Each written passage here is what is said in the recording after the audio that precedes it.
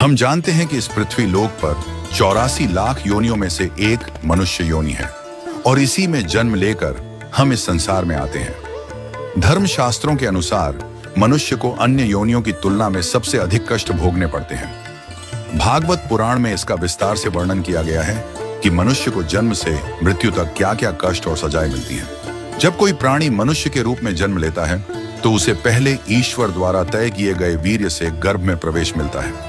गर्भ में वह 8 महीने तक कष्ट भोगता है। पहले 3 महीनों तक केवल अंगों का निर्माण होता है। चौथे महीने में मांस का निर्माण होने लगता है। फिर 5वें महीने में शिशु को भूख और प्यास लगने लगती है।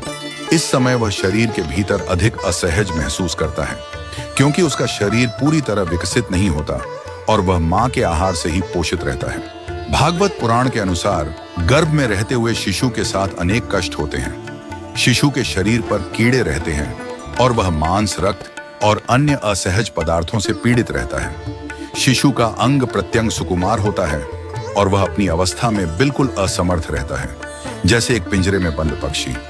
जब शिशु को अपनी पिछली जन्मों की याद आती है तो वह बहुत बेचैन हो जाता है और अपनी स्थिति से घबराता है। गर्भ में रहते हुए वह भगवान से प्रार्थना करता है कि उसे इस संसार के बंधन से मुक्त किया जाए। इस समय वह बोध करता है कि वह कितना पापी है और कैसे उसे यह कष्ट सहना पड़ रहा है। लेकिन फिर भी जब वह इस शरीर में आता है तो उसका स्मरण पूरी तरह से नष्ट हो जाता है। 9वें या 10वें महीने में जब मनुष्य इस मृत्यु लोक में आता है तो उसे अत्यधिक पीड़ा होती है।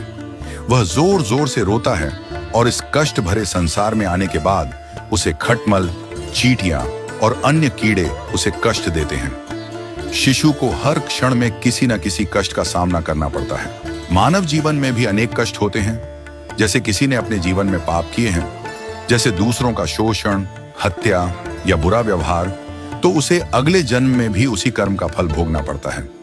मनुष्य जो अच्छे या बुरे कर्म करता है उनका असर उसके अगले जन्म पर पड़ता है। भागवत पुराण में यह भी बताया गया है कि यदि किसी व्यक्ति ने अपने जीवन में गलत संगत की, विशेषकर यदि वह स्त्रियों के साथ अनुचित संबंध बनाता है, तो उसे अगले जन्म में स्त्री योनि प्राप्त होती है। एक व्यक्ति जब जीवन में अच्छे कर्म करता है तो उसे उसके अच्छे कर्मों का फल मिलता है, लेकिन यदि वह बुरे कर्म करता है तो उसे उसकी सजाएं भोगनी पड़ती हैं। अंततः जब मनुष्य मृत्यु के करीब पहुंचता है तो वह अपने सारे जीवन के कर्मों को याद करता है और भगवान से मुक्ति की प्रार्थना करता है। वह बार बार यह सोचता है कि क्यों उसने अच्छे कर्म नहीं किए और क्यों जीवन को सही दिशा में नहीं जी पाया। लेकिन यमदूत उसे उसके कर्मों के आधार पर ले जाते हैं और जीवन चक्र में उसे पुनः जन्म लेना पड़ता है। मित्रों, भागवत पुराण की यह कथा आपको कैसी लगी? कमेंट बॉक्स में अवश्य बताएं।